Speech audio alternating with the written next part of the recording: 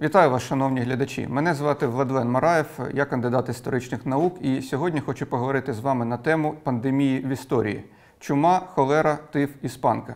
Чому саме ця тема? Тому що коронавірус COVID-19 шириться світом, і наразі це тема номер один усіх новинних стрічок уже протягом кількох місяців. А як було з пандеміями в історії? Чи траплялися раніше такі ситуації, коли вони охоплювали світ і міняли обличчя історії? Безумовно, такі ситуації були вже в минулому, і почнемо ми з пандемії чуми. Вперше про цю хворобу почули ще в стародавні часи, вона неодноразово згадується навіть у Біблії. Але перша відома нам пандемія саме чуми, тобто величезна епідемія, яка охопила мільйони людей, почалася в VI столітті нашої ери за правління візантійського імператора Юстиніана. Саме тому історики назвали її Юстиніанова чума. Поширилася вона з території Єгипту та Ефіопії, охопивши Північну Африку, Європу і Близький Схід. Звичайно, це було дуже давно, тому інформації збереглося небагато, але приблизно історики вважають, що від цієї пошесті тоді померло близько 100 мільйонів людей. Якщо дійсно ці цифри відповідають реальності, то втрати від Юстиніанової чуми перевищували навіть втрати від наступної чуми, яка трапиться в пізньому середньовіччі. Власне, перейдемо до пізнього середньовіччя. Ця епідемія чуми була всередині 14 століття, і наразі вона найбільш відома для наших сучасників. Відома саме під назвою «Чорна смерть». 1347-1353 роки – це період найбільшого поширення саме чорної смерті в Європі. Вважається, що почалася вона на узбережжі Каспійського моря або була навіть занесена з Китаю. На території України вперше було зафіксовано її появу в Криму, а конкретно в місті Кафа, сучасна Феодосія. Справа в тому, що в той час Кафа перебувала в облозі монгольських військ, і саме в монгольській армії почалася епідемія чуми. Монголи закидали з катапульт тілами померлих своїх же воїнів, закидали фортецю Кафа, і епідемія поширилася в самій фортеці серед генуезців, які її обороняли. Після цього генуезці були змушені втекти з фортеці, а далі вже вони, як відомі мореплавці, а також купці і самі монголи рознесли цю хворобу по Європі, Азії, Північній Африці. Що сприяло поширенню пандемії чорної смерті в 14 столітті? Безперечно, це перенаселеність європейських міст, де вулиці і будинки тулилися буквально один на одного. Абсолютна антисанітарія, поширення бруду, поширення пацюків, які були саме розносчиками чуми. А крім того, такі супутні фактори, як неврожаї, постійні голоди, внаслідок чого імунна система середньовічної людини була дуже ослаблена і, відповідно, вона швидко могла постраждати від цієї хвороби. Винними люди середньовіччя вважали в цій хворобі, як правило, всіх тих, хто хоч якось відрізнявся від звичайної людини. Це могли бути євреї, мусульмани, іноземці, подорожні, якісь прихильники релігійних сект, тобто таких напрямків релігії, які не відповідали основній масі вірян. І в результаті запалали вогнища, почалися страти ні в чому невинних людей, погроми мирних мешканців. В містах того часу виникала традиція підняття чорного прапора. Чорний прапор мав символізувати те, що місто охоплене чумою, в ньому дуже багато померлих, він попереджав всіх тих, хто намагався пробратися до міста, попереджав, щоб вони цього не робили, оскільки наражалися на смертельну небезпеку. Міста тогочасної Європи вимирали від чуми, інколи від початку захворювання до смерті могло пройти буквально лише кілька днів. Люди просто лежали вмираючими на вулицях або в будинках, ніхто не намагався ними займатися, лікуватися за дуже рідкісними винятками. Фактично, в ті часи поширилася також традиція або звертатися до Господа Бога, молитися, вимолювати в нього прощення за свої гріхи внаслідок цієї епідемії, або, з іншого боку, така зворотня реакція, мовляв, ми все одно можемо померти будь-якої миті. Тому потрібно жити в своє задоволення, розважатися, насолоджуватися життям, як то кажуть, бенкет під час чуми. І це також було в 14 столітті в тогочасній Європі. Але були сміливці, які, ризикуючи своїм життям, все ж таки віддавали всі сили для того, щоб врятувати хоча б когось від хвороби. Наприклад, французький медик Гі де Шоліак був одним із перших фахівців, які намагалися лікувати чуму. Що він робив? Він отримав дозвіл Папи Римського на це лікування, і, до речі, він навіть сам переніс чуму, Але вилікувався. Вилікувався за рахунок цілковитої самоізоляції, самолікування. Він особисто сам у себе надрізав чумні бубони і припалював їх кочергою. Саме Гі де Шоляк, використовуючи такий метод, написав пізніше трактат під назвою «Хірургія Магна».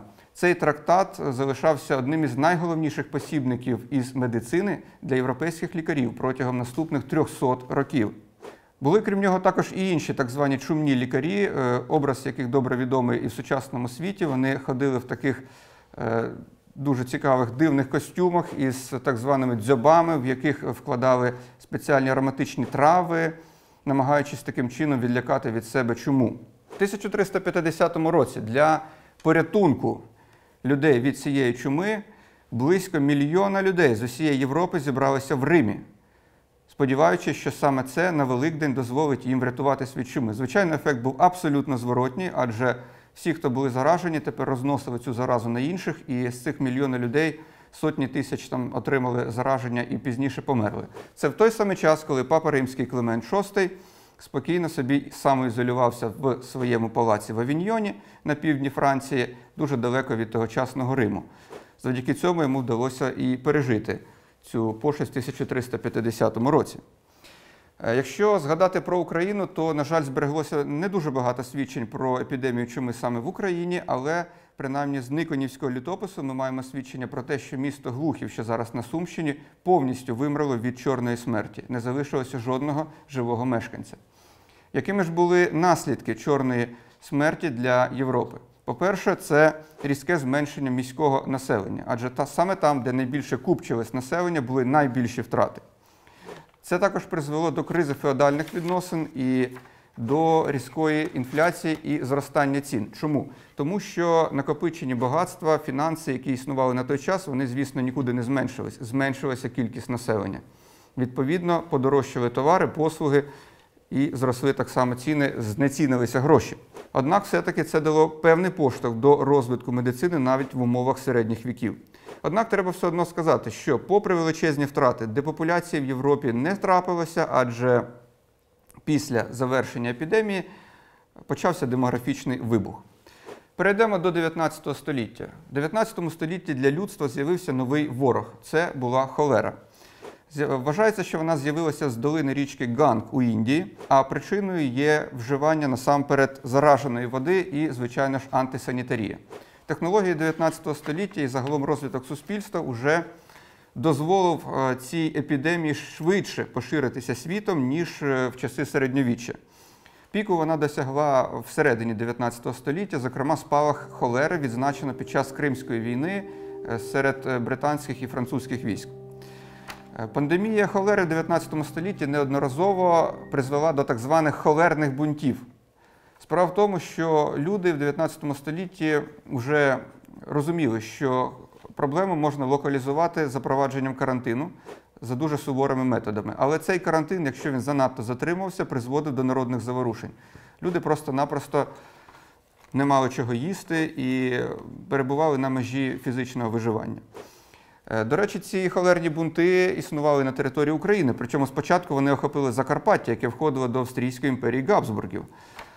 Люди не розуміли запровадження карантину, або принаймні не до кінця розуміли потребу цього заходу, а загони дезінфекторів, які обробляли колодязі хлорним вапном від зараження, вони вважали якимись загонами, які спеціально отруюють воду.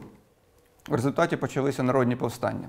В тогочасній Російській імперії на території України також почалися холерні бунти. В 1830 році в Севастополі відбувся величезний народний бунт проти місцевої влади, пов'язаний з тим, що карантин в Севастополі тривав уже цілих 2 роки, уявіть. Спочатку вважалося, що в місті чума, але потім з'ясувалося, що це не чума, а холера. В результаті розлючений натовп буквально розірвав губернатора Севастополя Миколу Столипіна. До речі, це був один із родичів поета Михайла Лермонтова і предків майбутнього прем'єр-міністра Російської імперії Петра Столипіна. Однак повстання було жорстоко придушено військами.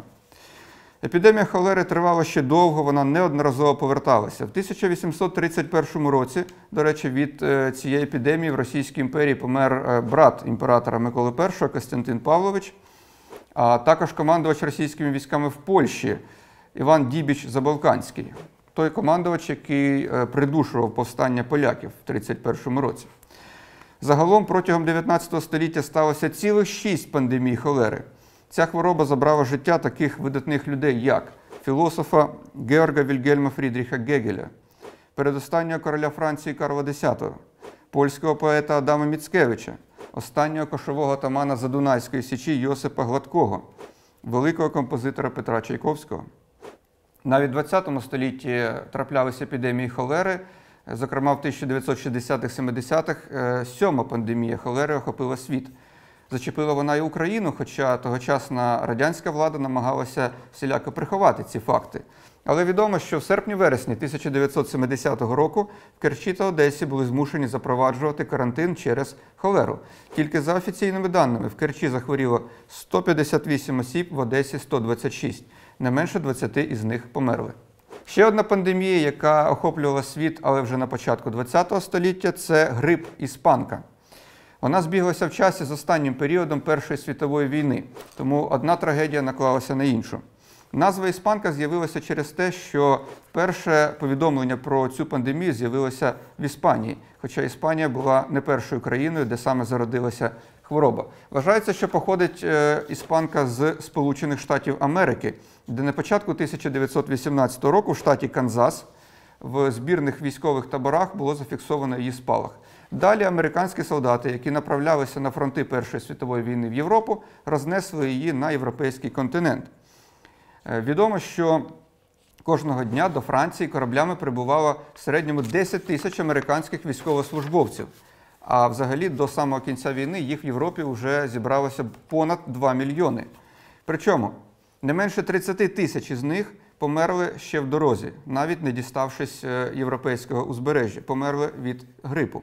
В цілому, внаслідок епідемії іспанки протягом 1918-20 років в Європі перехворіло і в світі в цілому понад 500 мільйонів людей. Це більше чверті тогочасного населення планети. За різними даними, від іспанки померло від 50 до 100 мільйонів людей. Сприяла цьому Перша світова війна, скупчення осіб, переміщення військ і ослаблення імунітету внаслідок, звичайно ж таки, військових різних проблем, страждань, голоду, погіршення економічної ситуації. Серед відомих жертв іспанки в ті роки стала зірка українського німого кіно Віра Холодна, французький поет Гійом Аполінер, французький драматург Едмон Ростан, німецький філософ і соціолог Макс Вебер, прем'єр-міністр Південно-Африканського Союзу Луїс Бота, один із лідерів більшовицької Росії Яків Свердлов. Фактично в той же час, коли бушувала іспанка, охопила також Європу і епідемія тифу. Тиф виникає в умовах тотальної антисанітарії, відсутності можливості змінити білизну і одяг. Це все призводить до розмноження вошей, а ті вже передають людині бактерії, які є збудниками хвороби тифу. Під час Першої світової війни тиф масово охопив військовополонених в таборах, оскільки там були жахливі антисанітарні умови, а також солдатів в окопах. Надзвичайно постраждала Східна Європа, де бойові дії не припинялися з 1914 до початку 1920-х років. Тільки в Україні та Росії на тиф перехворіли до 30 мільйонів осіб, із них від 3 до 6 мільйонів померли. Нагадаємо, що саме епідемія тифу остаточно підкосила армію Української Народної Республіки і Галицьку армію, які восени 1919 року опинилися в дуже скрутному становищі. Понад 80% особового складу захворіли на тиф. В результаті армії втратили боєздатність, а наслідки були трагічними для української революції. Галичани перейшли на бік денікінців, а залишки армії УНР, які ще могли воювати, були змушені перейти до партизанських методів боротьби, до першого зимового походу. Попри все, пандемії початку ХХ століття зробили потужний поштовх для розвитку медичної науки.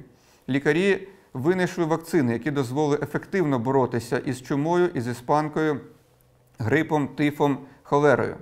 Проте до цього часу вчені ще не мають ліків від дуже багатьох хвороб. І яскравий приклад цьому – це епідемія коронавірусу COVID-19, яка нині в нашому світі. Шановні глядачі, підписуйтеся на наш канал, ми чекаємо на вашу реакцію, ваші коментарі та лайки, ставте питання. Дотримуйтесь соціальної дистанції, пам'ятайте про гігієну і будьте здорові. На все добре!